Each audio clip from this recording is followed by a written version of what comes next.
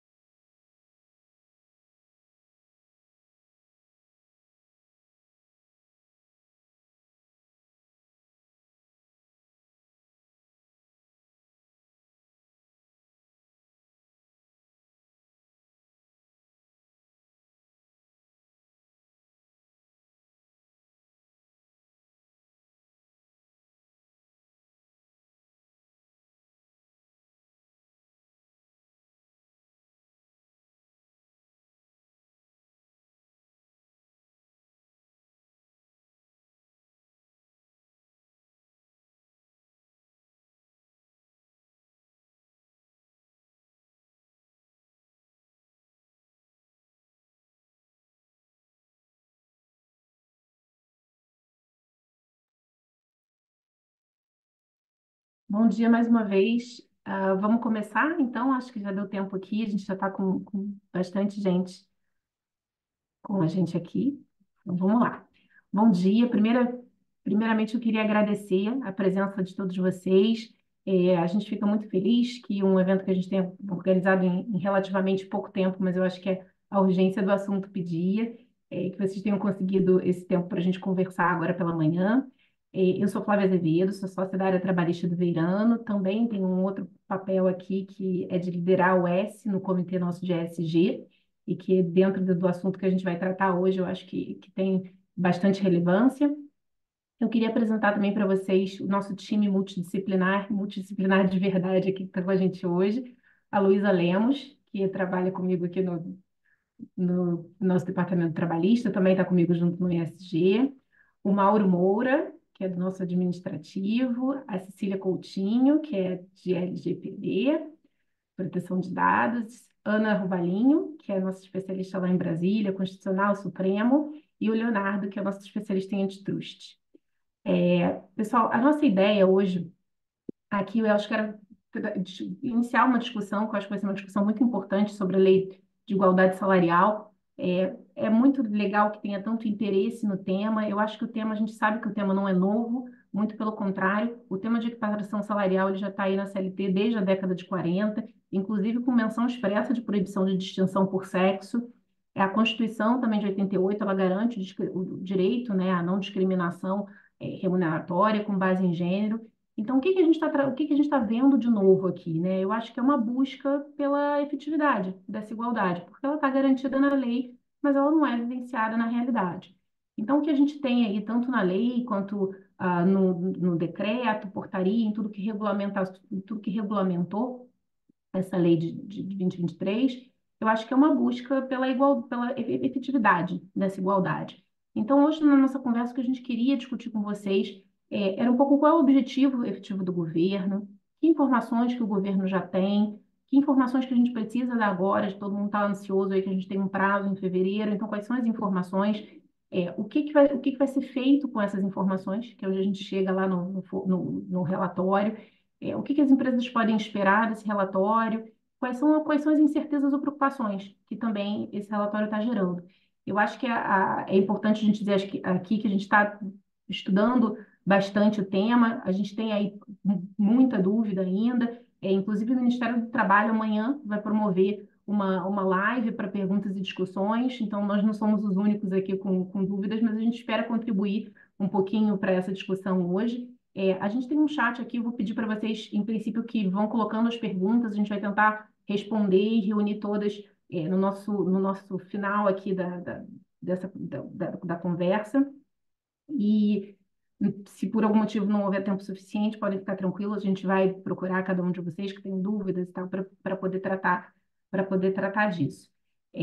A nossa experiência também tem sido, e eu acho que isso é muito importante, de ver que esse tema ele não é um tema que está ganhando tanto espaço e relevância só aqui no Brasil, pelo contrário, eu acho que a gente tem uma tendência, né? Os países na Europa estão se preparando agora para o que vem aí de 2025.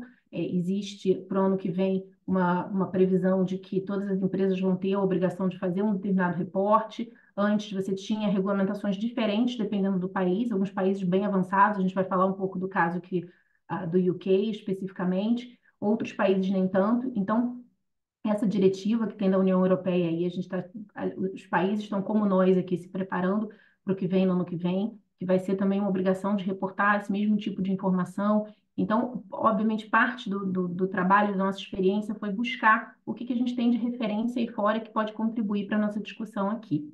Mas, tendo feito aqui essa introduçãozinha, eu vou passar para a Luísa, para a gente poder começar aqui a falar um pouquinho do timeline, do que a gente tem visto desde o ano passado. Olá, Cissa, acho que pode passar. Primeiro, bom dia a todos. É um prazer receber todo mundo aqui. Como a Flávia disse, eu sou a Luísa, sou associada da área trabalhista de verão, mas não vamos estender em apresentações que já foi, e a gente tem pouco tempo aqui para falar de muita coisa.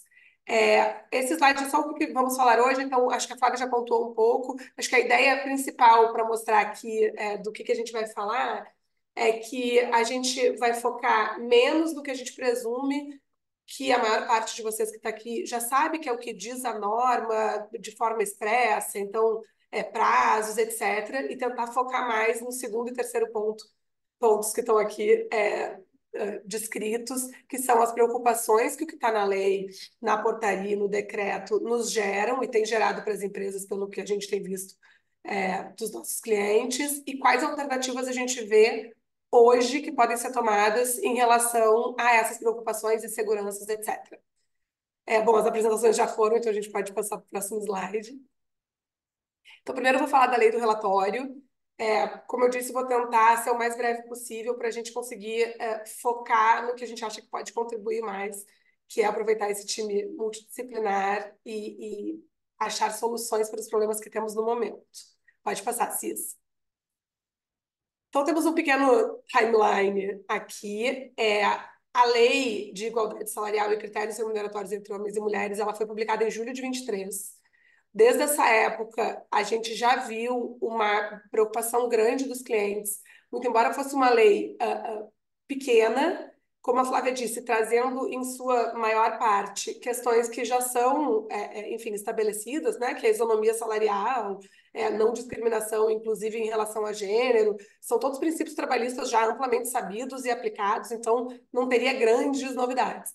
Mas ela traz como principal novidade, que é o nosso foco aqui hoje, o relatório de transparência, numa tentativa, provavelmente, de gerar um meio coercitivo a mais, digamos assim, para as empresas de fato observarem a igualdade salarial entre gêneros, porque daí entra uma questão reputacional, além das questões que a gente já tinha de eventuais condenações em processos, multas e etc., né? A lei, ela é bem sucinta, e ela, em relação ao relatório, eu vou falar um pouquinho mais no detalhe no próximo slide, mas ela determina basicamente que ele tem que trazer duas informações básicas, que é comparação objetiva entre cargos e salários e proporção de mulheres em cargos de direção. E ela não explica muito como isso vai ser feito, diz que isso vai ser regulado posteriormente De fato, isso vem a ser regulado em novembro de 23 também, recentemente, pelo decreto que regula a lei e depois pela portaria que regula o decreto. O decreto, ele traz algumas novidades. Então, primeiro sobre publicidade, né? Ele estabelece que o relatório deverá ser publicado nos sítios eletrônicos das empresas, em redes sociais ou em qualquer instrumento que garanta sua ampla divulgação para empregados, colaboradores e público em geral. Então, na lei não tinha essa definição de que deveria ser tão amplamente divulgado, muito embora já se presumisse por ser um relatório de transparência, enfim, que tem justamente esse objetivo. O decreto também detalha o que o relatório deve contemplar. Então, ele vai mais a fundo do que a lei dizia e talvez, e essa é uma das discussões que a gente vai ter, ele até talvez extrapola um pouco o que a lei dizia. Então, ele inclui ali que tem que ter o cargo ou ocupação contida na CBO, com as respectivas atribuições, que é algo que a gente não esperava quando saiu a lei, porque na lei dizia comparação objetiva entre cargos e salários, e quem lida no trabalhista no dia a dia sabe que quando a gente fala de cargo, raramente a gente considera a CBO para fins de comparação de salário, raramente para não dizer nunca, né? Porque a gente não considera a CBO para fins de comparação de salário. Ele também estabelece que o relatório deve considerar, quando ele for falar de remuneração, os valores do salário contratual e de outras verbas remuneratórias que ele especifica ali, que é basicamente todas as verbas de natureza salarial, então vem 13º, gratificações, comissões, horas extras, etc. E ele também estabelece que um ato do Ministério do Trabalho vai estabelecer informações que deverão constar no relatório, em mais detalhes, o que a gente entende que a portaria fez, e o formato e procedimento para envio. O procedimento para envio a gente entende que a portaria fez também. O formato acho que é bem discutível e é um também dos nossos pontos, que é qual vai ser o formato de fato desse relatório, o que vai constar nele. O decreto também fala do plano de ação para mitigação das desigualdades, que é algo que a lei estabelece que deve ser feito. Ele detalha um pouco o plano de ação e traz uma preocupação adicional para as empresas, que ele determina a obrigatoriedade da participação ou do sindicato ou da comissão de empregados na elaboração do plano.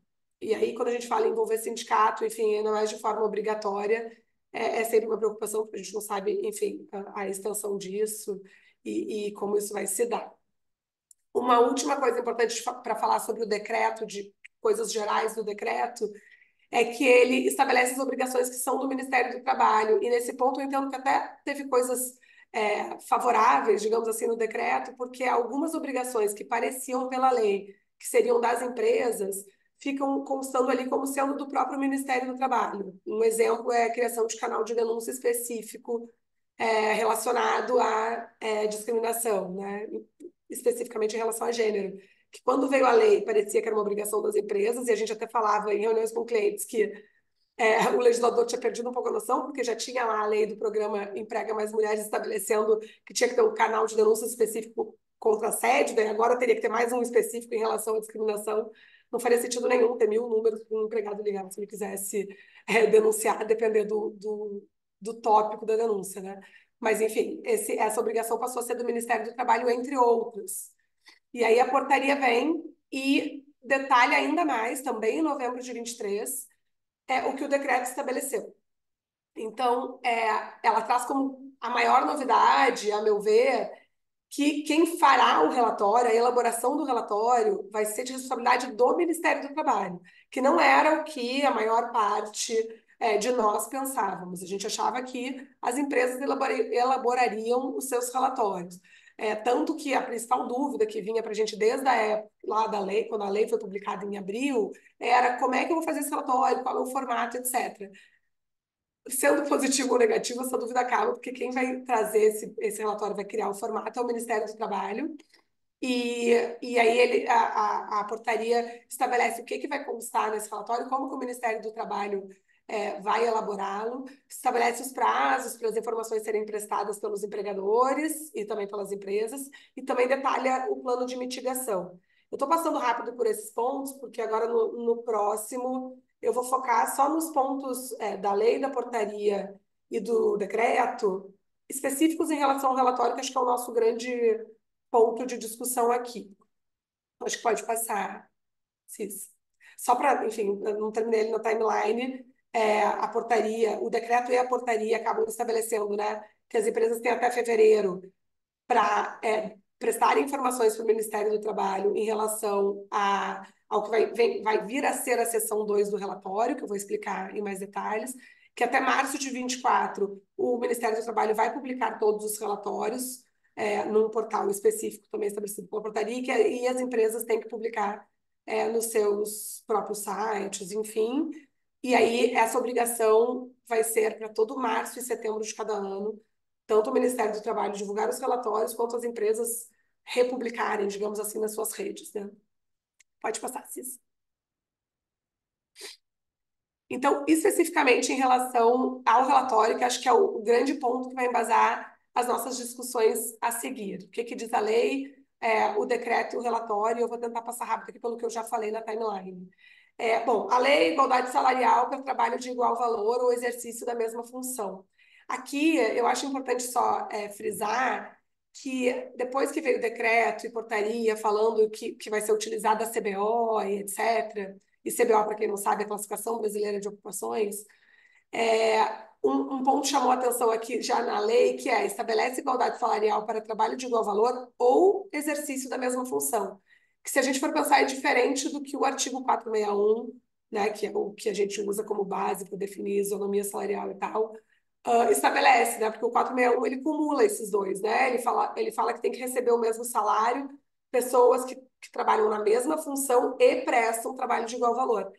A lei, ela fala para o trabalho de igual valor ou exercício da mesma função. E isso talvez seja até um fundamento para depois, quando a gente for falar de usar CBO, enfim. A lei também traz a obrigação da observância da LGPD e dos dados serem anonimizados. A Cecília vai falar um pouco mais sobre isso a seguir. E ela estabelece o conteúdo principal do relatório, que é o que eu disse, né? Ela só traz comparação objetiva entre cargos e salários de homens e mulheres e proporção de mulheres em cargos de liderança. Aí vem o decreto.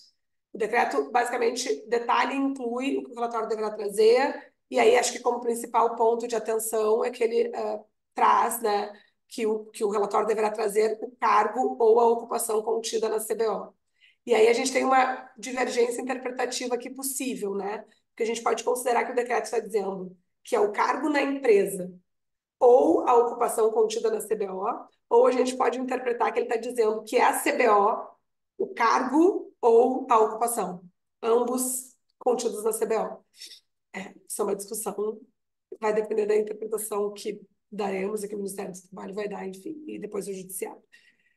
O decreto também estabelece que o Ministério do Trabalho deve publicar um ato sobre o formato, e aí, como eu disse, né, a gente entende que a portaria não se desincumbe totalmente disso, a gente ainda não sabe o formato para a gente é incerto, e é talvez a maior incerteza que temos e a maior base para eventuais alternativas que a gente está pensando aqui.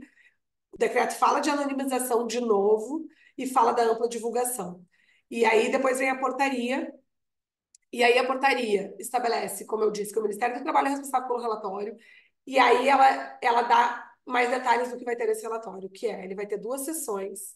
A sessão 1 vai ser extraída do E-Social das empresas pelo próprio Ministério do Trabalho, e aí é dessa sessão 1 que vai sair a comparação objetiva entre cargos e salários que a lei menciona, e obviamente, essa sessão 1 a grande preocupação das empresas, porque os dados estão lá no E-Social.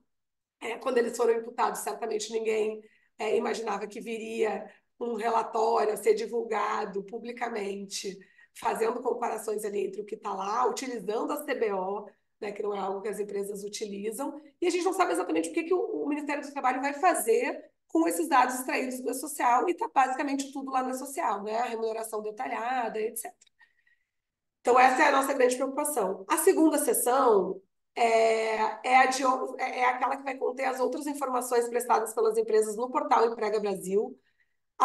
Antes de ser liberado esse questionário, a gente tinha preocupação de que ia vir, né, de questões no portal Emprega Brasil e tal. No fim, foi liberado o questionário, são questões super simples para responder sim ou não sobre políticas que a empresa tem relacionadas à equidade de gênero. Então, acabou que essa seção 2 não nos causa grande preocupação.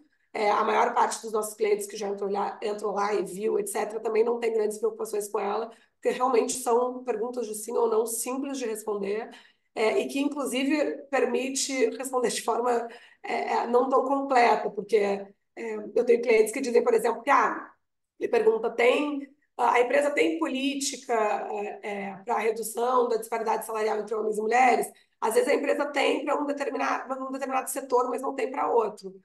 Como a resposta é sim ou não, o fato é que ela tem política, né? Então, não está errado dizer que sim, muito embora não seja uma política para todos. Acho que é isso. Tentei ser o mais rápida possível para a gente ter tempo de falar de preocupações e alternativas, que é o que a gente vai falar agora. E aí a gente vai entrar realmente na parte multidisciplinar. Vou aproveitar que eu estou falando, vou falar aqui das nossas preocupações do ponto de vista trabalhista. Peço que a Flávia me complemente, por favor. Se tiver algo a complementar, e todos os meus colegas, porque a gente já discutiu isso entre todos, então podem ter bons pontos aqui. De preocupações trabalhistas, a primeira, como eu falei, é a base de comparação, né? Então, a gente tem no decreto e na portaria, principalmente, eu tenho o decreto e a portaria fixando que vai ser a CBO, que vai ser utilizada como base para comparação de cargos e salários entre homens e mulheres, quando a gente utiliza historicamente, por obrigação legal, o que estabelece o artigo 461 da CLT. Então, a gente vê nisso não tanto um risco trabalhista do ponto de vista de autuações do Ministério do Trabalho, etc., porque se a empresa estiver observando o 461, a gente entende que não tem tanto espaço para autuação, mas um risco reputacional mesmo, porque vai sair lá, sabe-se lá quais números e quais discrepâncias da CBO pode sair, inclusive para empresas que observam estritamente o 461 e pagam o mesmo salário para pessoas dentro daqueles requisitos do 461 que tem que receber o mesmo salário. Então, aqui o risco nos parece ser mais reputacional. E tem um ponto que a gente acha importante, que é sobre o plano de ação para mitigação da desigualdade salarial. Por quê? A lei, ela fala o seguinte: nas hipóteses em que for identificada desigualdade salarial ou de critérios remuneratórios, independentemente do descumprimento do disposto no artigo 461 da CLT, a empresa deverá apresentar e implementar plano de ação para mitigar a desigualdade. O que a gente interpreta disso aqui? Ainda mais agora, já tendo o decreto e a portaria, tendo entendido que a CBO vai ser utilizada para fazer essa comparação. Nos parece que o que o legislador diz aqui se eu identificar uma desigualdade com base na CBO, a empresa vai ter que implementar um plano de ação para mitigar a desigualdade, ainda que ela comprove que cumpre todos os requisitos do 461. E aí pode ser um problema, porque, como eu disse, o plano de ação tem que envolver sindicato ou comissão de empregados, enfim, né? Uma coisa a mais a fazer e a gente não sabe exatamente como que vai ser isso. Eu ia Se, não, eu ia só te complementar aquilo, na verdade nem complementar, mas eu acho que trazer esse ponto do CBO, que talvez seja um dos pontos mais relevantes a partir do momento que eu tenho pouco controle sobre esse relatório, se a gente pensar na experiência das empresas que já estão trabalhando nos seus próprios relatórios, fazem seus relatórios de ESG, de sustentabilidade, então elas já têm muitas vezes dados dizendo, comparando quanto de mulher eu tenho na liderança, quanto de homens eu tenho na liderança, eventualmente buscando os gaps salariais exatamente para poder endereçar o problema, e você de repente vai se deparar com um relatório do Ministério do Trabalho que se for extraído com base em CBO, que sem dúvida não é o que a empresa está utilizando para preparar seus próprios relatórios, vai chegar em índices totalmente diferentes do que você tem, né? Eu, como empresa, conhecendo o meu negócio e sendo capaz de analisar as informações com talvez mais detalhe, eu consiga chegar em algum lugar muito diferente do que um relatório que seria extraído com base exclusivamente na informação do CBO, porque, enfim, a gente sabe que o CBO ele é bastante característico aqui do Brasil. Acho que a gente não tem exatamente uma coisa muito parecida em outros países, e porque a gente tem aqui uma pretensão de esgotar com uma relação de números e classificações, né, de cargos criados pelo Ministério do Trabalho, todos os cargos que existem nas empresas, indústrias mais variadas, em negócios mais variados. Então, é muito difícil, né? O que a gente mais vê é você colocando funções totalmente diferentes dentro de um mesmo CBO. E esse CBO, né, tem CBOs super amplos, né? Analista, da parte que entra financeira, contábil, controladoria, cargos totalmente diferentes. E eu estou dentro do mesmo CBO. Então, além de tudo, eu tenho a dificuldade de não estar atualizado, né? A gente teve recentemente inclusão de funções que são funções que existem desde que o mundo é mundo e não estavam lá no CBO. Então, como é que a gente faz? Como é que eu vou extrair o relatório dali, né? Então, essa é uma preocupação que a gente tem. A gente não viu o formato ainda, a gente vai falar sobre essa questão, mas o que vai sair dali, né? E acho que um ponto importante que a Flávia mencionou é empresas que já têm relatório de sustentabilidade. Eu acho que o dano reputacional, talvez o risco de dano reputacional é até maior, porque vai ter um fator de comparação ali, sendo que um relatório foi feito pela empresa e o outro pelo Ministério do Trabalho, então vindo a público, pode parecer que o relatório da empresa, enfim, né, não retratou exatamente as condições, quando na verdade vai ser provavelmente o oposto, né? O critério utilizado pelo relatório do Ministério do Trabalho é que não é, a nosso ver, pelo menos atualmente, o critério mais acurado, digamos assim. E o que a gente também tem visto, e principalmente pesquisando o que a gente já tem em países europeus, o que a gente já tem nos Estados Unidos, é que as empresas preparam um relatório de acordo com diretrizes que elas recebem. Então, na verdade, eu vou poder colocar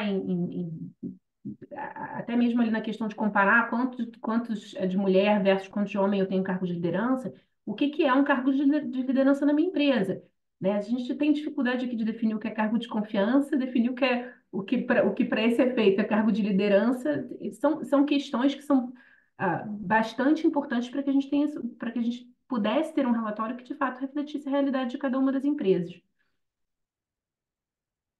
É.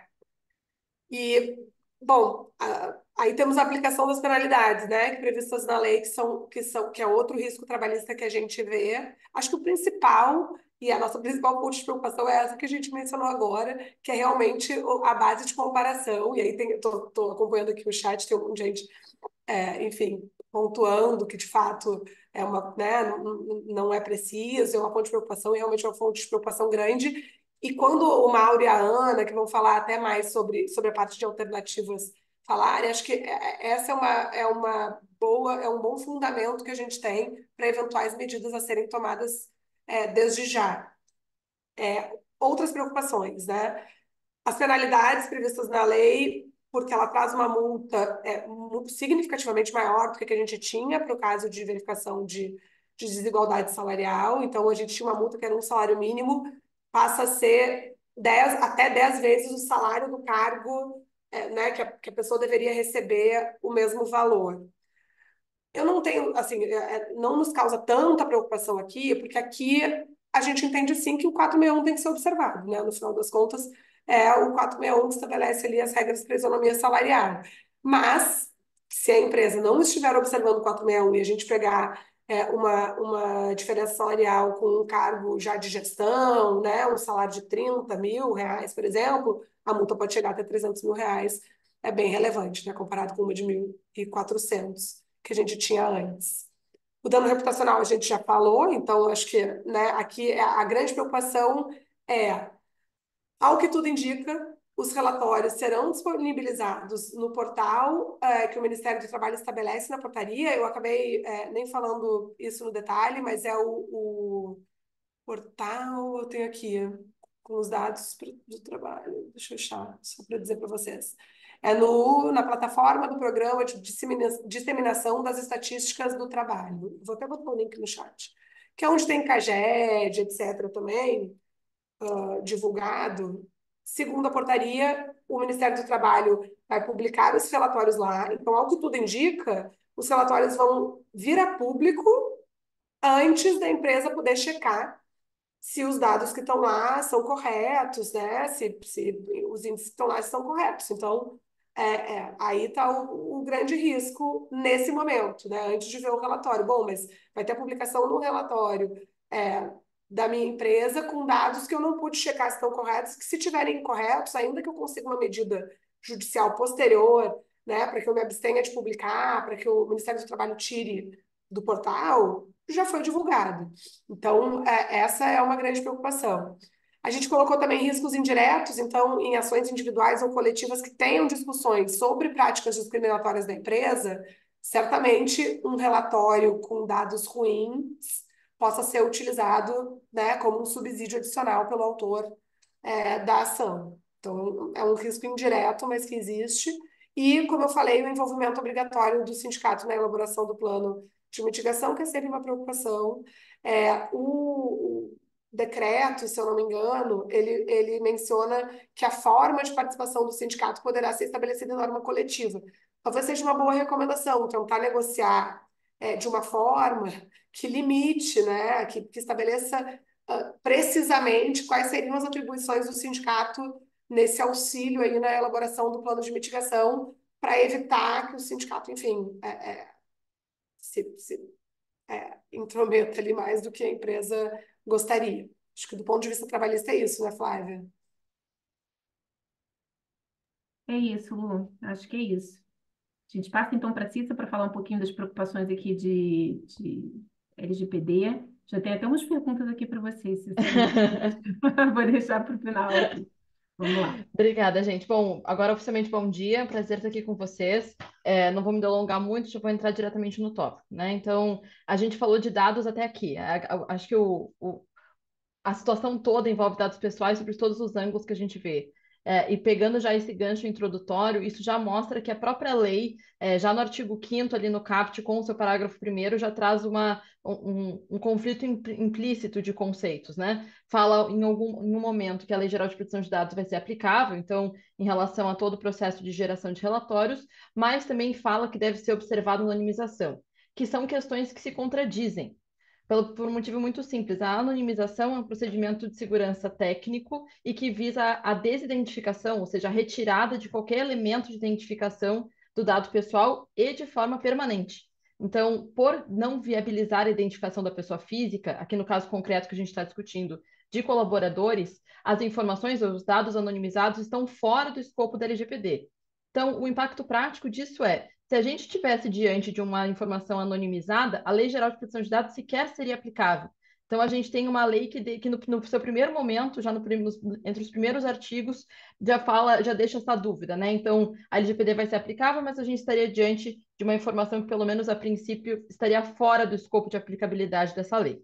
Então, o que isso traz de impacto prático, de repercussão prática para as empresas dentro do Brasil, né? Primeira questão o relatório está tratando, então, de uma informação que pudesse ser pseudo-anonimizada, e aí a lei trouxe uma imprecisão técnica, porque o dado pseudo-anonimizado, ele é protegido pela Lei Geral de Proteção de Dados, justamente por ele ser uma falsa anonimização, né? Um falso processo de desidentificação da informação. Então, já traz esse questionamento. Agora, para além disso, partindo da premissa que de todo o contexto dos relatórios, de toda a mecânica da lei, do decreto da portaria que a Luísa trouxe, o que a gente tem na realidade não é uma anonimização de fato, né? O que me dá a entender que a LGPD seria sim aplicável em todo o contexto de geração, publicação e acesso a essas informações. Porque embora a gente não tenha os nomes dos colaboradores nos relatórios, existem uma série de informações, não só aquelas que são exigidas pelo decreto, essas extraídas do e-social, as informações de CBO, mas a gente tem um potencial de cruzamento de informação, que também é um dos próprios objetivos da publicação do relatório. Então, se é possível extrair informações acerca da igualdade salarial, também envolve a comparação, esse cruzamento entre essas informações. E aí, do ponto de vista objetivo da Lei Geral de Proteção de Dados, os dados potencialmente identificáveis, ou, em outras palavras, as informações que viabilizam a identificação da pessoa física, então que não é um dado que você bate o olho e consegue ver que se relaciona a Cecília ou a Luísa, mas que você consegue associar entre si e aí sim chegar na pessoa física, também são protegidas. Então, é o que a gente chama de dados identificáveis.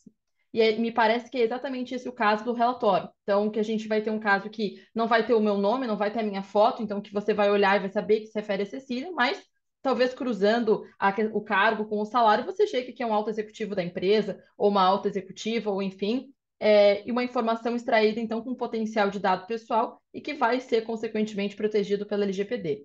Então, Ô, esse Cissa, e potencial... só um ponto, desculpa te Uhum, interromper, que eu acho importante. imagina. frisar, esse é um dos pontos também que é de maior preocupação, né, dos dados potencialmente identificáveis. Se a gente pensar uma empresa com a obrigação para empresas com mais de 100 empregados, né? Uma empresa com entre 100 e 200 empregados não é uma empresa grande, Uhum. né? E aí, em cargos de gestão, pode ser que tenha, sei lá, 2 gerentes. E aí vai estar lá, gerentes, se Exato, vier o valor do salário, a média, exato. né? Não, o próprio dado de salário é um exemplo que eu sempre trago em vários treinamentos que a gente faz sobre proteção de dados, porque o salário, pura e simplesmente, pode ser que várias pessoas recebam a mesma faixa salarial ou estejam com salários semelhantes. Agora, se você associa mais algum elemento de identificação, especialmente nesse contexto que você trouxe, né, Lu? No contexto desse tipo de porte de empresa, é muito fácil você chegar na pessoa física, né? Então, do ponto de vista aqui de LGPD, a gente vai sim estar diante de um dado pessoal, por conta desse potencial de identificação, e mesmo que seja por conta do cruzamento da informação. Então, me parece que essa anonimização que o artigo 5º da lei traz não é bem anonimização.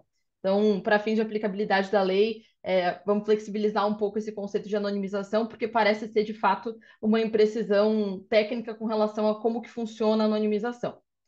Mas, dito isso, a gente estaria, então, partindo da premissa de que a LGPD é, de fato, aplicável e que a gente não estaria diante de um cenário de anonimização.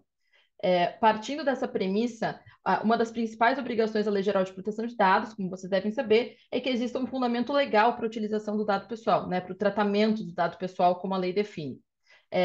Desse ponto de vista, a empresa tem muita segurança para tratar o dado, porque a gente está diante de uma obrigação legal, o que é muito tradicional dentro do contexto das relações de emprego, de trabalho como um todo, né? Então, a empresa vai ter não só uma obrigação legal de fornecer as informações no social, como as empresas já fazem com o fundamento da obrigação legal, então nenhuma empresa vai pedir consentimento do empregado para compartilhar dados no e-social, isso é uma obrigação legal, né? E da mesma forma, a prestação de informações complementares, que a Lu comentou, que também decorre da lei e do decreto, que vai se unir às duas seções que formam o relatório. Então, do ponto de vista da existência de um fundamento legal, ou seja, de uma base legal, de acordo com o que define a LGPD, existiria o preenchimento dessa hipótese de cumprimento de obrigação legal e que justificaria, do ponto de vista da empresa, o compartilhamento das informações adicionais com o governo e depois a publicação do relatório no site.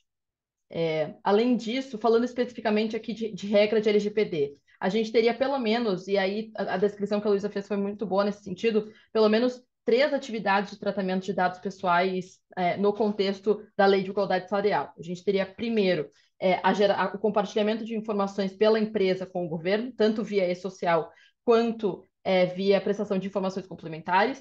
Ambas essas obrigações aplicáveis diretamente à empresa. Então, nesse ponto, é fundamental que a empresa dê transparência para o empregado com relação ao tratamento dessa informação, livre acesso e todas as obrigações gerais que decorrem da LGPD, então, por meio de políticas de privacidade, por meio de treinamentos, então, que esse tratamento do dado seja divulgado, então, isso é fundamental do ponto de vista de LGPD. A gente vai ter a geração do relatório pelo poder público, pelo Ministério do Trabalho e do Emprego, e aí que entra o último ponto aqui que eu coloquei no slide, que é o poder público também deve observar a LGPD. Então, com relação à geração do relatório, é o Ministério do Trabalho e do Emprego que vai ser responsável pelo tratamento da informação. E aí a gente tem o artigo 23 da LGPD que trata especificamente de quais são as obrigações específicas que o poder público precisa observar, inclusive em harmonia com a Lei de Acesso à Informação, então não existe um conflito normativo aqui, para viabilizar o tratamento regular da informação, para a persecução do interesse público, desenvolvimento de políticas públicas e por aí vai. É claro que o poder público, e aí aqui trazendo um pouco de novo, que a Flávia e a Luísa comentaram sobre o risco de dano, né? Nessa atividade de tratamento que fica sob responsabilidade do Estado, ou seja, que é a geração do relatório, o poder público, por eventual tratamento discriminatório de um dado pessoal, não vai se sujeitar a uma sanção pecuniária nos termos da LGPD, no contexto da Autoridade Nacional de Proteção de Dados, por uma vedação própria da LGPD. O que o poder público vai estar sujeito é a prestação de esclarecimento à Autoridade Nacional de Proteção de Dados, a elaboração de documentos de contingência de risco, que é o relatório de impacto da proteção de dados pessoais. Então, isso também é uma expressa previsão legal do artigo 23 da LGPD. A NPD pode fazer questionamento ao Ministério do Trabalho e do Emprego para que o Ministério demonstre como que ele vai utilizar essa informação, como que ele está fazendo a agregação desses dados para gerar o relatório, para que se responsabilize em caso de uma discriminação decorrente desse relatório. Até mesmo porque a última atividade de tratamento, pelo menos nesse contexto geral, vai ser justamente a empresa empresa publicar esse relatório no seu site, na rede social, conforme estabelecem o decreto e a portaria. Então, o que eu queria demonstrar aqui para vocês com essa descrição e essa individualização das atividades de tratamento é que a gente vai ter uma distribuição da responsabilidade de proteção de dados entre a empresa e o poder público, cada um na sua respectiva área de atuação para cumprimento dessa obrigação legal macro, que é a disponibilização de informações sobre o relatório de igualdade salarial. E para além disso, para fechar, e se deixar eu falo de proteção de dados o tempo inteiro, já passo a palavra para o Leonardo, é a questão aqui do excesso de tratamento de dados pessoais. Então, é claro que a gente tem uma discussão aqui, falando do ponto de vista até teórico, muito brevemente, no final do dia, o poder público já teria acesso aos dados salariais via e-social, né? Então, a gente tem uma questão aqui de qual é o volume de dados pessoais que o poder público está querendo tratar para viabilizar o atendimento dessa questão de atendimento de igualdade salarial e verificação de igualdade salarial. Então, a lei me parece um pouco excessiva nesse sentido, então, coletando mais dados pessoais do que seria necessário para atendimento dessa finalidade, o que seria irregular do ponto de vista da LGPD, apesar de existir um fundamento legal para isso. Da mesma forma como a Luísa comentou, a CBO geralmente não funciona para demonstrar a questão de igualdade salarial, então me parece que falta um pouco de precisão da legislação em relação ao fim que ela pretende atingir. Então, quais os dados que efetivamente são necessários para você conseguir verificar a igualdade salarial? Então, de forma geral, me parece que a Lei Geral de Proteção de Dados vai sim ser aplicável, mas que ainda é necessário, e é por isso que a gente está esperando ainda a divulgação desse formato de relatório, para enxergar de fato como que o poder público vai fazer a estruturação desse relatório, se vai haver de fato um excesso de tratamento. E aí, lembrando o ponto que eu comentei, a responsabilidade de proteção de dados vai ser distribuída. Então, o mais importante é que a empresa esteja atenta no que se refere à sua ponta de responsabilidade, com relação às informações complementares que vão ser fornecidas, a regularidade da informação que está sendo disponibilizada no e-social e, principalmente, da visibilidade dos colaboradores, da transparência, na medida do que a Lei Geral de Proteção de Dados exige. Lembrando sempre que o tratamento de dado pessoal deve proibir ou deve impedir o uso discriminatório da informação. Então, a gente está aqui, de fato, diante de um relatório que vai viabilizar a identificação das pessoas físicas, mas dentro da empresa, a gente sempre recomenda que a anonimização precisa seja sempre adotada. Mas não vou me alongar, depois eu fico à disposição para a gente continuar discutindo, mas passo a palavra para o Leonardo.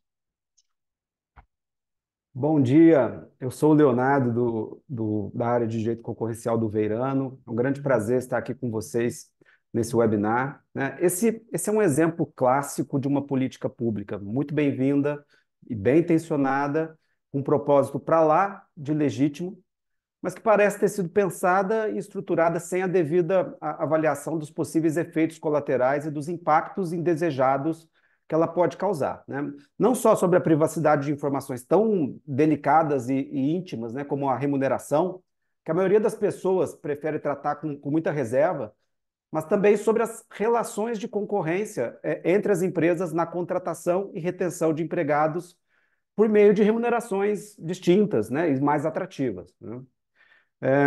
Autoridades concorrenciais do mundo todo, inclusive o CAD aqui no Brasil, têm considerado que as empresas devem concorrer entre si, não apenas em relação aos produtos e serviços que elas ofertam no mercado, mas também concorrer em relação à contratação e retenção da mão de obra no mercado, né?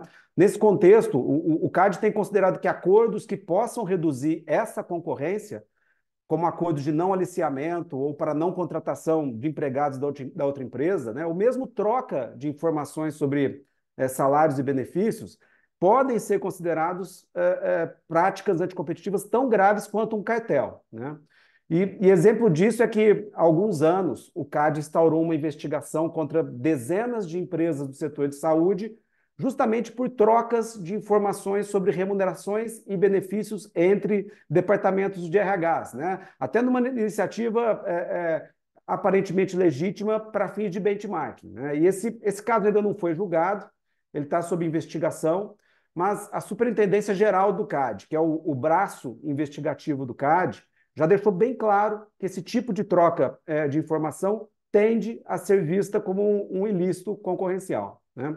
Então, a dúvida que se coloca é: será que essa obrigação de publicar esses dados, né, de fornecer esses dados ao Ministério do Trabalho para compor esse relatório, particularmente se eles forem publicados de forma individualizada, desagregada e com dados atuais ou futuros. Isso pode facilitar uma coordenação entre as empresas para reduzir a concorrência entre elas na contratação e retenção de mão de obra, ou pode instigá-las a praticar condutas anticompetitivas a partir, né, dessa nova transparência de dados, desse novo ambiente ultra transparente sobre remunerações, né? Eu considero improvável que o CAD decida investigar e punir empresas por simplesmente cumprirem uma obrigação legal e fornecerem ao Ministério do Trabalho, né, as informações tais como solicitadas na legislação e na regulamentação, né?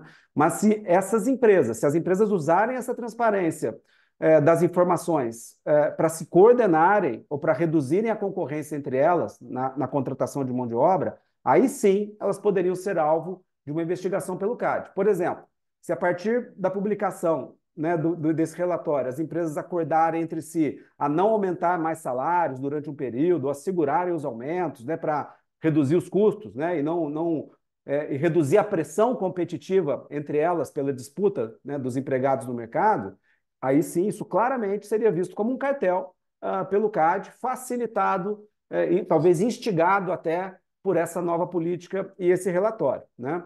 Então, é muito importante que as empresas se preparem e treinem seus colaboradores e seus times de RH para prevenir esse tipo de risco, porque esse relatório certamente passará a ser uma fonte muito utilizada para fins de benchmarking de salários, e aí pode ser que surjam ideias como essa, né, em empresas que talvez não tenham um compliance concorrencial bem desenvolvido, que possam incorrer nesse tipo de violação, né? O formato desse relatório de transparência, ele, a meu ver, será o fator determinante para o potencial dessa publicação produzir ou não efeitos negativos na livre concorrência, né? Quanto mais anonimizados, agregados e defasados no tempo forem os dados publicados, menor o potencial deles facilitarem alguma forma de coordenação entre as empresas e de reduzirem essa concorrência, né, entre as empresas pela mão de obra. Essa é uma solução que pode mitigar tanto as preocupações concorrenciais e, ao que parece, também, pelo menos em parte, preocupações de privacidade, como a Cissa mencionou, né? Mas cabe às empresas também, do seu lado, tomarem as devidas precauções para que essas informações não sejam utilizadas de forma indevida, né, para alguma forma de acordo anticompetitivo, de coordenação entre elas que possa restringir a concorrência, né? Para finalizar, pessoal, assim, o ideal seria que o CAD e a Secretaria de Acompanhamento Econômico do Ministério da Fazenda, né, que possuem atribuições legais de realizar o que nós chamamos de advocacia da concorrência, né, de promover a cultura da concorrência e apontar esse tipo de impacto indesejável na livre concorrência por esse tipo de política, que eles tivessem um protagonismo maior nessa discussão, uma maior interlocução com o Ministério do Trabalho e ajudassem a apontar os caminhos para que os objetivos tão louváveis dessa iniciativa sejam alcançados, mas sem esses efeitos colaterais indesejados. Então, esses são os pontos as preocupações de direito concorrencial que eu gostaria de trazer aqui para vocês hoje.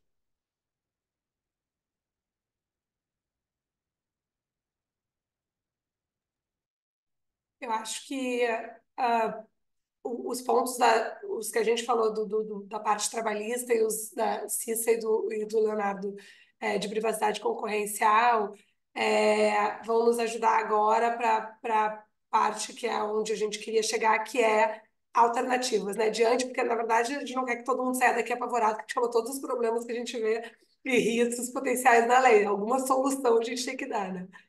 Então, basicamente, agora a gente vai buscar expor algumas das soluções que a gente pensou. Eu acho que o Mauro pode já pegar daqui para dizer que, basicamente, a gente... enfim, temos algumas possibilidades por aí, mas eu vou passar para o Mauro para não me estender. Tá bom. Obrigado, Luísa. Bom dia a todos. Como o Léo disse também, é um prazer estar aqui com todos vocês. E a gente... Deixa eu fazer uma introdução antes de entrar no assunto, né? O que a gente fez até aqui? Como mandam os manuais hoje de storytelling, narrativa, a gente contou qual o problema, a gente contou de onde ele veio, a gente começou a também apontar preocupações que ele gera, quer dizer, a gente foi aumentando a tensão e agora a gente vai resolver essa tensão. indicando como a gente pode lidar com isso e se proteger contra essas preocupações todas que a gente indicou nos últimos 15, 20 minutos, que realmente podem afetar a todos. Então, para sumarizar o que a gente conversou até aqui, Cissa, dá 2 cliques para baixo, por favor. O que a gente sabe até agora? A gente sabe que o Ministério do Trabalho vai receber informações a partir destas 2 fontes, dados do E-Social e Portal Emprega Brasil, mais um clique, por favor. E ele vai, a partir disso, publicar o relatório. O problema é, mais um clique, ninguém sabe oficialmente que rosto este relatório vai ter. E isto gera preocupações, como disse a Luísa, de eventualmente você comparar trabalhos que não são de igual valor, gera preocupações, como disse a Cecília, de você eventualmente tornar públicos dados que deveriam ser mantidos em sigilo, ou, como disse o Léo, gera preocupação de você, de repente, divulgar dados demais e, de certo modo, incentivar algum tipo de cartelização, permitindo que as empresas se coordenem em termos de quanto elas oferecem para pegar os melhores profissionais do mercado. Isso gera receio, isso gera incertezas. Agora, a situação é ainda mais complicada porque, em tese, ainda é bastante possível que o Ministério pegue estes dados do E-Social e do Emprega Brasil e faça um relatório bom. A gente não tem nenhuma indicação clara sobre o que vai acontecer. Para ilustrar, por exemplo, se isso dá 2 cliques, por favor. Vejam, por exemplo, o que acontece no Reino Unido. A gente pegou aqui um exemplo do Gender Pay Report da Unilever de há 2 anos, mais um clique. E vejam como os dados que são utilizados lá são agregados. Você tem aqui pagamento médio, mediana de pagamento, média de bônus, mediana de bônus, proporção de homens e mulheres que recebem bônus, e aqui você separa os empregados em 4 quartis de 25%, de acordo com quanto recebem, e verifica como esses quartis são compostos por homens e mulheres. Se no Brasil fosse feita alguma coisa deste modo, os pontos que a gente levantou agora, de preocupação de comparação de trabalhos que não são iguais, liberação de dados que deveriam ficar em sigilo ou facilitar a articulação, facilitar cartelização, desapareceriam. E o problema é, a gente não tem nenhuma ideia oficial, tem, enfim, coisas pela internet circulando, mas ninguém sabe de maneira oficial o que é que vai vir. E aí, Maurício, diga. se tu me permitir rapidamente uma observação, só para fazer um gancho com o que eu comentei antes, aqui de fato seria uma hipótese em que os dados estão anonimizados e aqui não se aplicaria a lei de proteção de dados. Inclusive, Sim. no caso do Reino Unido, em que existe o Equal Pay Act, então que essas obrigações também decorrem de lei, não se aplica a proteção de dados, porque, como vocês conseguem ver, como o Mauro bem comentou, não é possível o cruzamento de informação, e mesmo que eu extraia alguma informação a partir dessas comparações aqui, eu não chego na pessoa física. Então, esse aqui é o cenário em que, de fato, a gente tem anonimização. E aí, gente, só aproveitando aqui, Mauro, mais uma para te interromper, mas Claro, fica à sem dúvida vontade. foi o que a gente mais teve de pergunta aqui no chat era exatamente isso. Ah, dependendo da empresa, obviamente eu tenho só uma pessoa naquela função. Deram um exemplo aqui do médico do trabalho. Então, a gente, obviamente, pintou ali todo o cenário do que da riqueza de detalhes que o Ministério do Trabalho vai ter acesso e o que ele poderia produzir em termos de relatório, mas aqui você tem um exemplo de um relatório que está produzido respeitado à anonimização, que com certeza eu não consigo identificar aqui quanto recebe um médico do trabalho, ainda que seja uma pessoa, uma única pessoa nessa função. E o Pay Transparency Directive também da Europa, esse que a gente estava falando, que eu comentei com vocês no início, que entra em vigor a partir do ano que vem e as empresas estão se preparando. Ele é muito interessante, porque ele, inclusive, mostra, são relatórios diferentes dependendo da quantidade de empregados na empresa, que foi um detalhe que eu acho que também a Cecília falou bastante aqui. Dependendo do volume, eu consigo anonimizar ou não. Então, eles têm uma regra para empresas até 100 empregados, e empresas com mais de 100 empregados já entram num outro nível de detalhe de informação que tem que ser entregue para a produção desses relatórios. Então, acho que enfim, é um exemplo interessante. Eu acho que o UK está fora, obviamente, agora da União Europeia e fora dessa diretiva, mas eles já estão bem avançados aí em termos de gestão das informações, né, e de apresentação para que elas possam ser efetivas. Desculpa, Mauro, vamos lá. Imagina, fique à vontade, tá? A qualquer momento a palavra está na mesa. Mas voltando, né? Por que é que na Inglaterra é deste modo? Dá mais um clique, Cissa, por favor. Mais um. Porque lá eles fizeram o que o nosso ministério aqui até agora não fez, que é colocar em regulamento quais serão as métricas de análise para avaliar o Gender Pay Gap. Então, lá existe uma regra posta antes que os relatórios fossem feitos, dizendo que cada empregador deverá fazer um relatório com as seguintes informações. Aqui, como a Luísa disse antes, o decreto até sugeria que o Ministério faria alguma coisa parecida e diria qual o formato do relatório que as empresas deveriam fazer. E a gente poderia, se isso houvesse sido feito, discutir de maneira pública, antes que os relatórios se tornassem públicos, se essas regras faziam sentido ou não. Quando o Ministério, vamos dizer assim, dá um cavalinho de pau no meio da implementação do decreto e decide que os relatórios serão feitos por ele, e ele só diz quais dados ele vai usar, mas não diz qual rosto o relatório vai ter, nós ficamos todos no escuro. E aí pensando em como a gente pode fazer para se proteger contra esses receios de dados confidenciais virem a ser públicos, de distorções em relatórios que possam induzir algum tipo de punição que não deveria existir, ou de facilitar a cartelização. Bom, como a gente se protege contra isso? Mais um clique, por favor. A gente pensou em alternativas, mais convencionais ou menos convencionais. Eu começo com as mais convencionais, depois a Ana Robalinho continua com as mais arrojadas, mas que também podem dar uma boa solução. Então, começando pelo que seria mais convencional. A gente pode ter como primeira reação pensar que a gente deveria necessariamente impugnar a portaria do Ministério. E a portaria, de fato, tem problemas. Ela diz que o Ministério fará o relatório quando o decreto não diz que isso iria acontecer. A portaria foi feita, a meu ver, com um procedimento muito atribulado, quer dizer, em vez de fazer uma audiência pública, uma consulta pública, onde empresas e ANPD, CAI, CAD, CEAI poderiam se manifestar sobre a forma do relatório, o Ministério parece que fechou-se uma caixa preta e disse: eu vou fazer, me mandem os dados, esperem e confiem, vai dar certo. Até pode ser que dê, mas não é meio de se fazer as coisas. Ponto para essa discussão aqui é: o que mais nos preocupa não está necessariamente na portaria. O problema é o que ela não diz, não necessariamente o que ela diz. Então, nos parece que, se a gente for pensar em termos de ação, o nosso foco para uma ação é muito mais controlar uma conduta do Ministério, para que ele não publique relatórios contendo distorções indevidas, dados pessoais, dados que facilitem cartelização, e não tanto a discussão da portaria em abstrato. Quando a gente passa a pensar em controlar conduta do Ministério, a gente pode começar a pensar em ações de controle preventivo, controle repressivo, individual ou coletivo. Mas tem um grande problema. Como a gente falou há uns 30 minutos, se você apenas avalia o texto da lei, a lei de fato diz: o relatório será feito para comparar trabalhos de igual valor. A lei diz, talvez de maneira menos técnica do que deveria, que os relatórios conterão dados que são anonimizados.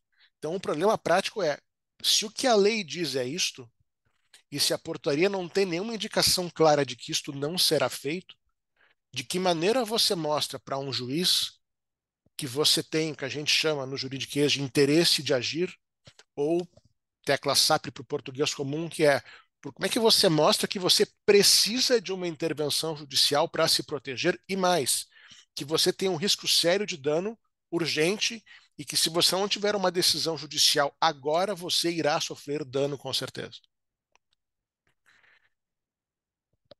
Para isso, a gente sugere uma estratégia um pouco diferente do que simplesmente entrar com uma ação agora. Até seria possível, mas, Cissa, por favor.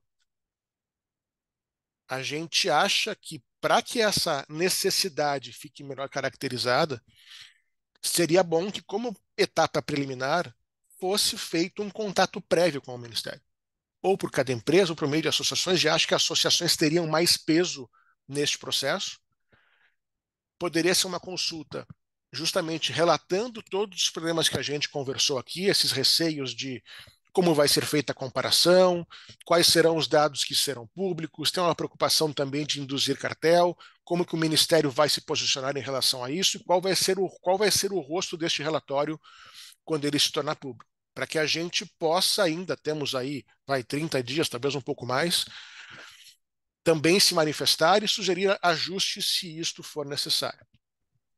Mauro, se Se o puder mini... fazer, desculpa te interromper, só fazendo, se me permitiu só uma observação nesse ponto, Claro. com relação à associação. Do ponto de vista de proteção de dados, é só importante se atentar que a obrigação legal que fundamenta o compartilhamento do dado com o governo, ela recai sobre a empresa, não sobre a associação. E a associação não teria legitimidade, pelo menos do ponto de vista estrito aqui de proteção de dados, para fazer o cumprimento dessa obrigação em nome da empresa. Por que eu estou dizendo isso? Porque nessa solicitação de esclarecimentos, é importante que vocês, enquanto representantes da empresa, se atentem a não compartilhar todos esses documentos, todos os dados dos empregados que serviriam, por exemplo, para a prestação das informações complementares ao Ministério do Trabalho, antes de ter esse esclarecimento do Ministério do Trabalho. Então, o esclarecimento é formal, só se atentem para não compartilhar os dados ou os relatórios por completo, porque senão vocês correriam o risco de engajar um terceiro nessa relação de tratamento de dados pessoais, que pelo menos no primeiro momento não teria a mesma base legal, o mesmo fundamento para acessar essa informação no que diz respeito especificamente a esse cenário aqui. É isso, assim, mas vamos pensar assim em termos de persuasão política, tá? E preparando uma ação posterior, eventualmente, para questionar a conduta do Ministério. A gente tem a percepção de que associações, e quanto maiores elas forem, melhor, elas talvez gerem mais pressão no Ministério para que ele se posicione em relação a isso. E feita a consulta, tem um ponto importante aqui, Cissa, dá mais um clique, por favor. Uma vez feita a consulta, o Ministério possui o dever legal de respondê-lo. É o que diz um artigo de lei criado em 2018, onde se diz: o poder público deve atuar para aumentar a segurança na aplicação de normas, inclusive por meio de respostas a consultas. O ponto aqui é, se a consulta é feita e se o Ministério simplesmente silencia, bom, aí sim aquele ponto que a gente conversou de como que eu mostro para um juiz que eu preciso que ele intervenha? Bom, mostre a consulta. E diga, olha, tem um processo de regulamentação que foi atabalhoado, o Ministério chamou para si uma conduta que não seria dele, quem deveriam fazer seriam as empresas, e ele, mesmo em um assunto tão importante, não fez audiência pública, não fez consulta pública, não ouviu a NPD, não ouviu o CAD, não quer me ouvir, não quer me explicar nada. Juiz, eu quero uma ordem para que o Ministério não solte relatório algum até que ele torne público o que é que ele vai fazer e que a gente possa discutir de maneira pública se esses relatórios conterão dados que não deveriam conter e, dois, se as comparações que ele fará serão adequadas para o fim a que elas se destinam. Então a gente acha que assim, até é possível sim chegar numa ação, mas para que essa ação tenha mais chances de sucesso, a gente recomendaria este caminho, essa etapa preliminar do contato prévio com o Ministério, de preferência uma consulta por escrito, formalizando os motivos que tornam necessários esses esclarecimentos. E a gente tem dois caminhos, né? Ou de repente o Ministério talvez entenda que agiu de maneira meio atrapalhada e talvez até suspenda os relatórios até setembro, ou o Ministério silencia. Enfim, se o Ministério silenciar, fortalece a ação. Se o Ministério entender que realmente, puxa, poderíamos ter feito melhor, a gente ao menos resolve essa incerteza toda e ganha mais alguns meses para poder conversar sobre isso de maneira pública. Só queria fazer uma última ilustração, tá? Eu consigo roubar o controle de Tícia? Consegue, só compartilhar. Tá, eu vou roubar depois você rouba de volta, tá? Tranquilo. Parei aqui já. Vocês talvez tenham visto. Me avisa quando aparecer, por favor. Apareceu? Apareceu. Tá. Na última sexta-feira, foi publicado no portal Participa Mais Brasil uma consulta pública sobre boas práticas regulatórias. Estratégia Nacional de Boas Práticas Regulatórias. É uma boa iniciativa, realmente isso é importante. Eu queria destacar quais são as boas práticas que o Ministério colocou em consulta. Você vê o texto, o CDS tem 6 diretrizes. Aqui, ó. Diretriz, objetivo geral, objetivos estratégicos. Objetivo 5, transparência e participação social. Garantir transparência e participação social efetiva, inclusiva, qualificada e contínua. Tá certo? Tá ótimo. Agora, ó, falta fazer a sincronização com o Ministério do Trabalho, para que ele também, neste assunto, que é certamente de interesse geral e muito importante, a mesma diretriz fosse seguida.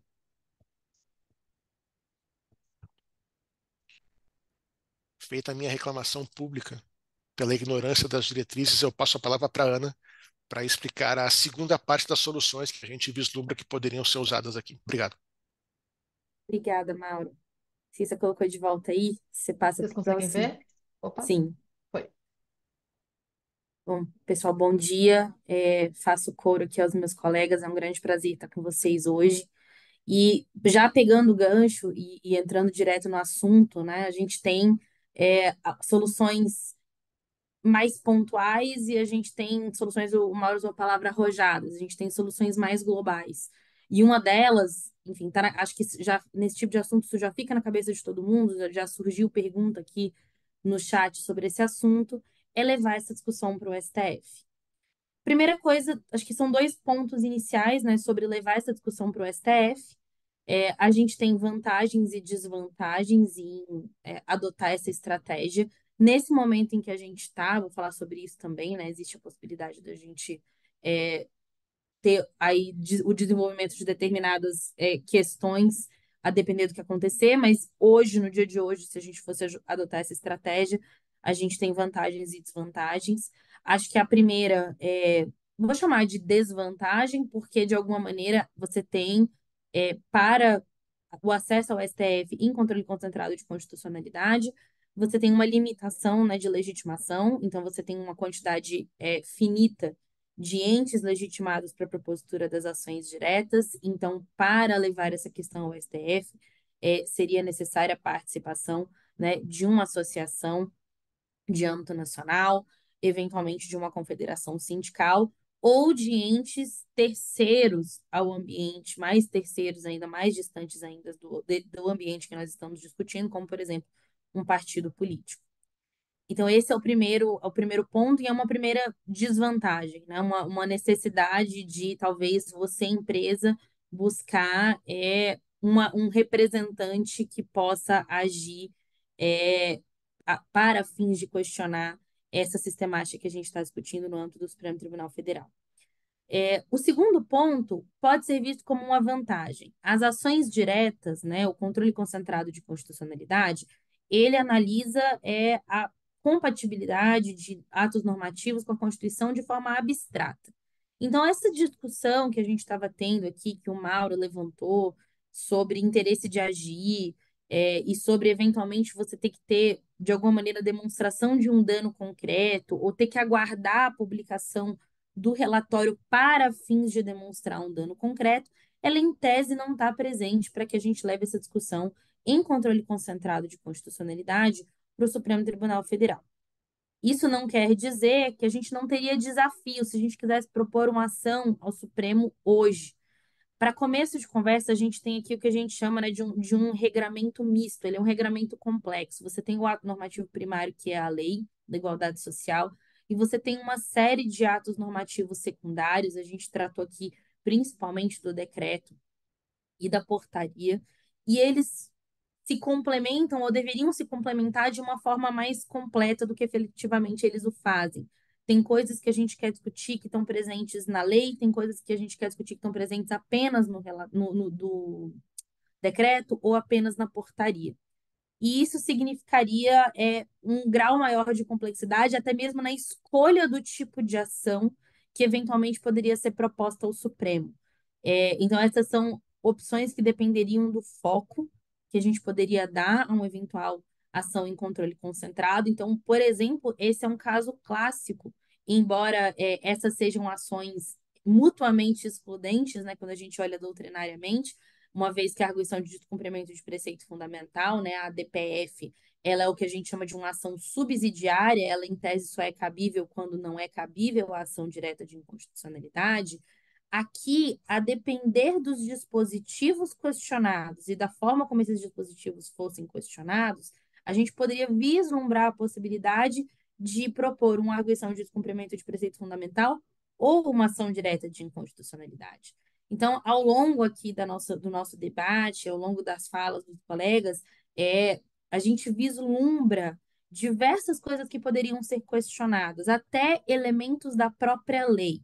A forma como a própria lei de igualdade salarial colocou determinadas questões poderia vir a ser questionado, né, perante o Supremo, diante até da eventual colisão com outros direitos fundamentais. Isso é uma política pública, né, de promoção de igualdade, um fim extremamente caro constitucionalmente, extremamente relevante, mas existem, inclusive, outros direitos fundamentais que podem estar sendo aí vulnerados em maior ou menor medida através da aplicação dessa política pública.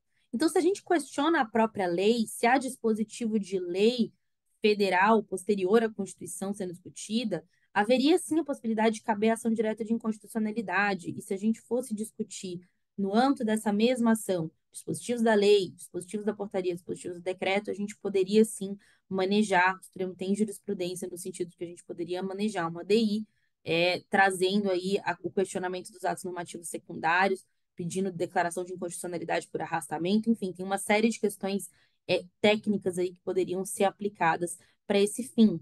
Ou a gente poderia focar, e eu acho que de alguma maneira o Mauro já falou um pouquinho sobre isso também, né? A gente poderia focar nos problemas mais práticos, por assim dizer, né? Que são os problemas que surgem a partir da regulamentação da lei. A lei ela é muito ampla, talvez ela seja ampla demais, talvez, como o Mauro falou, ela deveria ter dito um pouquinho mais do que ela disse. Mas ao ser muito ampla, ao falar pouco, é mais difícil a gente pensar em questionar a lei diretamente. Se a gente foca na questão da portaria e na questão do decreto, né, e eventuais outros atos normativos, nós poderíamos pensar em manejar uma arguição de descumprimento de preceito fundamental, né, questionando especificamente esses atos normativos secundários. Claro, pessoal, que são ações de alto grau de complexidade. E, na verdade, manejar qualquer uma dessas ações, eu acho que esse é um das coisas que a gente precisa transmitir hoje aqui, já que nós propomos isso como uma alternativa, e efetivamente é. E hoje no Brasil é muito difícil a gente pensar num assunto de alta complexidade, e todos aqui já estão acostumados com essa dinâmica, que seja excluído do âmbito de atuação do Supremo Tribunal Federal, mas é óbvio que existe aqui também um elemento político que se mistura com o elemento jurídico. Levar essa questão para o Supremo é uma questão de extrema relevância. Obviamente, há um interesse constitucional aqui. De novo, nós estamos falando primordialmente de uma política pública de promoção de igualdade, mas como o Supremo vai receber isso vai depender muito de como isso vai ser levado, vai depender muito do ambiente político, vai depender muito de como o governo vai reagir a uma eventual discussão dessa sendo levada ao Supremo Tribunal Federal. Então, a gente tem muitos elementos externos aí que podem influenciar a forma como esse debate é levado. Uma vez um debate desse chega ao Supremo, a gente também sabe que ele não é um debate que pertence somente ao autor dessa ação, né? O eventual autor dessa ação, ou mesmo aquele grupo que levou essa questão para a associação autora ou para a confederação sindical autora de uma ação como essa, vira um debate da sociedade como um todo. Você vai ter a possibilidade de se conectar a essa ação diretamente, por exemplo, com a apresentação de a petição de amicus curiae, e com isso vai ter a possibilidade de diversos ramos, diversas empresas, diversos setores participarem ativamente do debate no âmbito do Poder Judiciário, algo que a gente considera também uma vantagem, né, em relação a essa forma. Mas a gente também perde um pouco o controle do que a ação vai ser, não é uma ação ordinária, normal, né, em que o autor da ação, de alguma maneira, ele está ali limitando o que vai ser debatido por meio dos seus pedidos, ele tem um grau de ingerência muito maior sobre o que vai acontecer.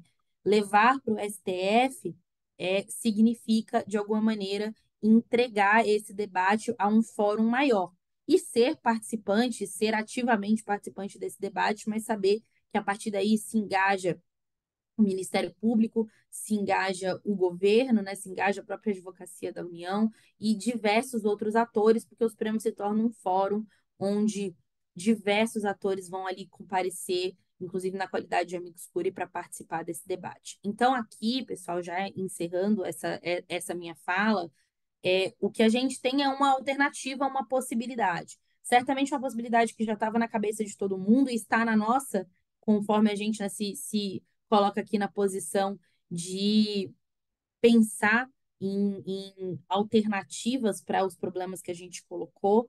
É uma alternativa arrojada, de alguma maneira, uma alternativa com um grau maior de complexidade, muitas variáveis que a gente teria que pensar. Mas certamente, e isso é algo também que a gente tem que levar em consideração, é difícil imaginar que essa discussão não vai chegar ao Supremo. Assim como a gente pensa em outras discussões desse grau de importância e complexidade na nossa esfera jurídica. E aí, nesse sentido, às vezes é interessante se adiantar, né, e ter mais ingerência sobre como essa discussão vai chegar ao Supremo e em que termos. Acho que com isso eu encerro, pelo menos nesse primeiro momento. Pessoal, muito obrigada. Eu acho que agora a ideia é que a gente abra um pouquinho para perguntas. Eu acho que a gente teria 5 minutos se vocês quiserem fazer algumas perguntas aqui no chat. Eu acho que algumas a gente já conseguiu responder enquanto a gente estava aqui conversando. Acho que, enfim, a questão ela está longe de ter uma solução e uma resposta simples, mas eu acho que a gente pensou aqui em todos os pontos que podem ser endereçados por preocupação por cada uma das empresas, mas sem com isso, de forma nenhuma, a gente está se colocando de forma contrária a uma lei que é tão importante, né? É uma regulamentação. O que a gente está lutando aqui é para, de fato, a gente conseguir um relatório com conteúdo que seja eficiente. O que que é ser eficiente aqui? O ser eficiente é efetivamente ser capaz de promover essa igualdade salarial, que já está prevista em lei, como a gente falou aqui há anos, e que a gente não consegue trazer isso para a realidade, mas sem, evidentemente, que isso cause nenhum tipo de outras violações. Eu acho que é direitos da empresa aí, é direitos individuais, quando a gente está falando de LGPD, a questões que afetem a nossa própria economia, né? Então, dito isso, vamos ver o que mais que a gente tem aqui de Claro, perguntas. se eu Bom, puder ouvir uma pergunta aqui, talvez eu possa responder do Edio. tá ótimo. Você identificou? Vamos lá. Isso, ele pergunta: a NPD não deveria participar previamente antes da divulgação de tais relatórios com esses dados pessoais? Não seria base jurídica, inclusive para empregados e empresas buscarem proteção via tutela jurisdicional? Bom, então, do ponto de vista aqui de privacy, é o que eu comentei do artigo 23. Então, não existe uma obrigação em que todo o tratamento de dados que o poder público venha fazer, que isso seja comunicado à NPD. O que existe é uma previsão de que, em havendo uma comunicação e uso compartilhado de dados, o que, lato sensu, me parece que poderia ser o caso aqui, especialmente por haver esse compartilhamento de dados entre empresas privadas e poder público, que isso deveria ser informado à Autoridade Nacional de Proteção de Dados. Agora, a forma com que esse reporte seria feito, como que isso tem acontecido, a gente está numa situação muito semelhante. A gente tem uma autoridade de proteção de dados que tem 3 anos, com um processo de regulamentação de diversos aspectos da legislação, e embora esteja fazendo um excelente trabalho até aqui, tem recursos limitados de atuação. Então, me parece, eu não sei exatamente, até porque a gente não tem esse processo regulamentado pela NPD, sobre como que esse formato interoperado de compartilhamento de dados está sendo feito no contexto de administração pública para esse fim.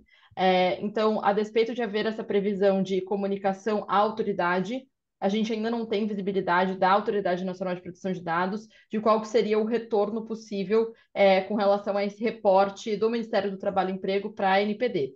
Então, não me parece que seria uma certeza para utilizar, ali, respondendo a segunda parte da sua pergunta, para você utilizar isso como subsídio para uma tutela jurisdicional, né? O que é possível fazer o caminho inverso, que talvez seja mais prático, né? Você indicar a empresa indicar a Autoridade Nacional de Proteção de Dados, seja via pedido de esclarecimento, então entrando no que o Mauro havia comentado, da necessidade que a Autoridade Nacional de Proteção de Dados também é destinatário da norma que o Mauro comentou, então ela também é obrigada a responder à consulta enviada pela empresa, então, da empresa indicar essa questão de proteção de dados, indicar a questão do uso compartilhado de dados, e aí a NPD pode tomar uma série de providências em relação ao Ministério do Trabalho e Emprego. Então, pode pedir, como eu comentei, a elaboração do relatório de impacto da proteção de dados, pode pedir esclarecimento sobre se o formato interoperado de dados está sendo respeitado, porque existe também uma preocupação da LGPD em evitar o excesso de armazenamento de dados pessoais, então você estabelecendo uma rede interoperada, você evita que o dado esteja em vários lugares ao mesmo tempo. Então, respondendo aqui objetivamente sua pergunta, não vejo que seja feita nesse primeiro momento essa comunicação no Ministério do Trabalho e Emprego. É algo que, em alguma medida, eles devem fazer, mas não acho que é o caminho mais efetivo para buscar a tutela jurisdicional com base na proteção de dados. Eu imaginaria o sentido inverso, como eu comentei. Pedir o pedido de esclarecimento à NPD, a NPD pede esclarecimento e você tem esse posicionamento da NPD provocado pela empresa para endereçar essa situação. Só completando, tá? E aí, Ed, eu tinha visto sua pergunta antes da minha intervenção. Eu acho que o ponto que você levanta, ele é muito bom e acho que ele conversa com aquele ponto que a gente comentou há pouco, que é o procedimento que o Ministério seguiu aqui foi muito atrapalhado. Se ele houvesse feito uma audiência pública, uma consulta pública, Perfeito? a NPD poderia ter se manifestado. E eu acho que se a gente eventualmente precisa entrar com uma ação, esta supressão de chance de ouvir a NPD é parte da história a ser contada pelo judiciário. Quer dizer, olha, foi tudo Exato. muito apressado, sequer a NPD foi ouvida, o CAD não foi ouvido, as empresas não foram ouvidas, não se sabe se a comparação vai ser feita com base nos cargos de cada empresa ou na CBO, e tem uma chance muito grande de que isso não funcione. Então, como você disse, talvez não, apenas o fato de não ter ouvido a NPD até aqui não vai parar o processo, não vai ser só por isso. Mas se você põe esse fato dentro de um pacote maior de informações, bom, aí você tem uma história muito boa para contar em STF, em judiciário, enfim, onde quer que seja. E aí, fazendo gancho aqui com algumas perguntas que eu acho que são a maior preocupação para a gente, pelo menos em termos de direito do trabalho aqui. Questão de faixas salariais, eu tenho várias faixas salariais num único grade, né? Como que eu endereço isso? Eu tenho vários cargos dentro de um que eu acabo utilizando o mesmo CBO por ausência de CBO disponível que melhor se enquadre ou melhor descreva, ou até alguém mencionou aqui um que era para o cargo de compliance, que isso também não existe. Essas perguntas a gente também só consegue responder uma vez que o Ministério do Trabalho nos disponibilize qual vai ser o formato do relatório. Porque, vamos lá, como que o Ministério do Trabalho poderia produzir um relatório com informações que ele não possui? A gente tem que pensar que, nesse momento, o que o Ministério do Trabalho tem é o que a gente coloca no e-social. O e-social não vê os grades, não vê as faixas salariais, não vê o que você utiliza para diferenciar alguém que é júnior, pleno ou sênior. Nesse momento, a gente não consegue supor que o Ministério do Trabalho conseguiria produzir um relatório nesse nível de detalhe, porque esse nível de detalhe não está lá. A comparação ela teria que ser feita com aquilo que está hoje no e-social, né? O que a gente sabe que é o CBO e que é a fonte nossa de preocupação, que é você fazer comparações, você vai comparar banana com maçã, você não vai comparar duas coisas iguais porque as coisas iguais não estão ali. E até o momento não tem um espaço, só para ficar claro, e eu acho que a Luísa falou isso, desse prazo que a gente tem em fevereiro, todo mundo focado, mas o prazo é para esse segundo pedaço, para esse formulário da etapa que a gente está chamando de etapa 2, do segundo formulário. Esse formulário não traz nenhum espaço para justificativa. Ele é um formulário de perguntas com respostas de sim e não, e voltado às políticas afirmativas que a empresa tem ou não. Ele não tem nada a ver com justificar ou tentar explicar o que existe hoje no social. Sem dúvida, um trabalho preventivo que se pode fazer, e eu acho que não só preventivo, mas um trabalho que é salutar, até dentro do contexto de ESG, é olhar para dentro, é que a gente possa olhar para dentro das empresas e possa fazer a nossa própria análise, possa produzir os nossos próprios relatórios. Que melhor forma eu teria de impugnar qualquer dado que o Ministério do Trabalho venha apresentar sobre a minha empresa, se não conhecendo esses dados com profundidade, vendo se eventualmente eu não tenho que revisar os CBOs, são classificações que às vezes eu fiz anos atrás, ali no momento que eu efetivamente registrei o empregado, contratei, e não está na melhor forma atualizada. Isso também tem impactos tributários, né? A gente, enfim, contamos aqui também com o nosso time tributário, a gente já estava com um time ultra super multidisciplinar aqui para esse webinar, mas que também tem um impacto. Então, tudo isso pode ser revisto antes e preparado antes pelas próprias empresas para o momento que eu vou eventualmente ter que discutir com o Ministério do Trabalho o conteúdo desse relatório. Mas eu ainda sou bastante otimista de pensar que, assim como nós fizemos aqui as pesquisas, vimos os relatórios que estão disponíveis em outros países, o Ministério do Trabalho também, evidentemente, tenha feito esse trabalho, esse estudo, e tenha visto. Eu não me deparei com nenhum relatório, a gente olhou vários. Vou até aproveitar aqui e fazer uma propagandazinha. Nós somos parte de uma aliança que se chama Ius Labores. Eu vou colocar aqui para vocês também o link. são escritórios de advocacia que têm uma área forte especializada em direito do trabalho, e eles têm disponível no site gratuitamente, vocês todos podem olhar lá, todas as informações referentes aos países, ao que cada um dos países da Europa, enfim, membros da aliança, exigem das empresas e como que esses relatórios, essas informações são disponibilizadas. Tem países, por exemplo, em que o relatório não é público, como se pretende fazer aqui, mas ao contrário, você tem que disponibilizar aquelas informações para os seus empregados e para potenciais candidatos. Mas eu não tenho que disponibilizar essa informação para todo mundo. Ou tem países que vão ser para, enfim, a informação é pública. Eu acho essa uma fonte de informação muito rica, disponível, tem muita coisa aí, então é difícil a gente achar também que o Ministério do Trabalho chegaria ao ponto de ignorar tudo isso. É uma prática de mercado que está estabelecida fora e não trazer esses elementos para cá. Eu vou colocar aqui para vocês o site. Acho que a gente já extrapolou um pouquinho aqui o nosso tempo. Eu ia sugerir, se todo mundo estiver de acordo, a gente vai ver todas as perguntas que estão aqui no chat, a gente responde individualmente, dentro do possível aqui para vocês. Todo mundo deixou os e-mails de contato. Acho que a gente consegue fazer isso, mandar para vocês também a apresentação. E estamos à disposição. Contem aqui com a gente, seja para fazer essa revisão inicial, com o nosso time de ESG para ajudar a preparar, olhar para os relatórios, olhar para as informações que vocês já têm, aquilo que pode ser corrigido, preparar aí a consulta ao Ministério do Trabalho, como o Mauro falou, ou, enfim, recorrer ao Supremo, como a Ana trouxe aqui para a gente. Nosso time está totalmente à disposição. Tá bom? Pessoal, alguma consideração final, comentários? Então, Talvez o comentário seja o mesmo com que a gente começou a conversa de hoje, que é esse de que existe uma live do Ministério que acontecerá amanhã. O link foi postado já aqui no chat dessa conversa.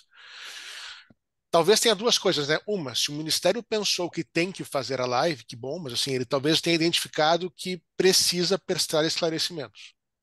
Não sei se vão ser aqueles que a gente quer ouvir, imagino que não sejam, mas já pode ser uma abertura para que a gente lê, olha, existe alguma sensibilidade por parte do Ministério ao fato de que estamos todos sem informação suficiente, que se não recebermos essa informação, talvez façamos alguma coisa. E talvez até o Ministério também queira evitar que isso aconteça para atrapalhar a implantação dessa política, como a gente conversou. A política é muito importante, seria bom que ela pudesse ser executada de maneira correta e sem prejudicar interesses legítimos de terceiros. é isso. Então, acho que amanhã todo mundo, a gente se encontra na live, né? O Ministério do Trabalho, estou todo mundo curioso. Pessoal, vamos lá. Então, muito obrigada mais uma vez pela presença de todos, pelos meus colegas aqui no nosso painel. E qualquer coisa, faremos uma nova live aí para mais debates e esclarecimentos. Obrigada, Bom dia, pessoal. pessoal. Obrigado, bom dia a Muito todos e obrigada a todas. todos. Bom Bom dia. dia. Obrigada, dia. pessoal. Bom dia.